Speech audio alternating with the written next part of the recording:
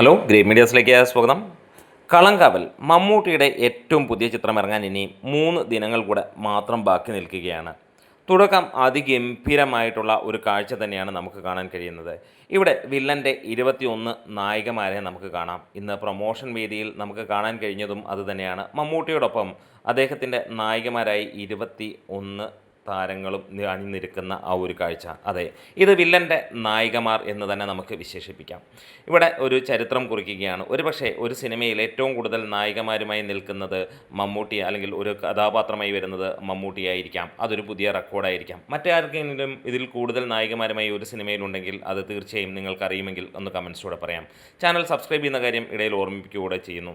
ഇന്ന് നമുക്ക് ആദ്യ ദിനം, അല്ലെങ്കിൽ ആദ്യ ദിനത്തെ കളക്ഷൻ റെക്കോർഡുകളിലേക്ക് നോക്കുകയാണെങ്കിൽ സിനിമ ഏകദേശം 1 കോടിക്ക് അടുത്തേക്ക് എത്തിയിരിക്കുന്നു എന്നുള്ള റിപ്പോർട്ടുകളാണ്. നമുക്ക് ലഭ്യമായ വിവരങ്ങളനുസരിച്ച് കേരളത്തിൽ നിന്ന് മാത്രമായി 60 ലക്ഷം രൂപയ്ക്ക് മുകളിലുള്ള കളക്ഷൻ വന്നു എന്നുള്ളതാണ് അറിയാൻ കഴിയുന്നത്. 24 മണിക്കൂറിൽ, അല്ലെങ്കിൽ ആദ്യ ദിനം പിന്നിടുമ്പോൾ നമുക്ക് കാണാൻ കഴിയുന്ന 24 മണിക്കൂറായിട്ടില്ല, ഏകദേശം 18 മണിക്കൂറിൽ നമുക്ക് കാണാൻ കഴിയുന്ന കാര്യവും ഏകദേശം 26,000-ന് മുകളിലുള്ള ടിക്കറ്റുകൾ ബുക്ക് മൈ ഷോയിലൂടെ വിറ്റുപോയിരിക്കുന്നതായിട്ടും.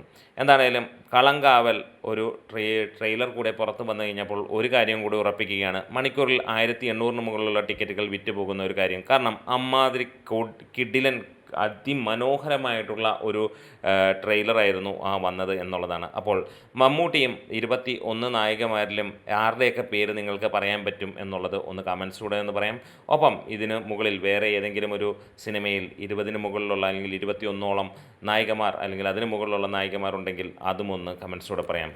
Great medias.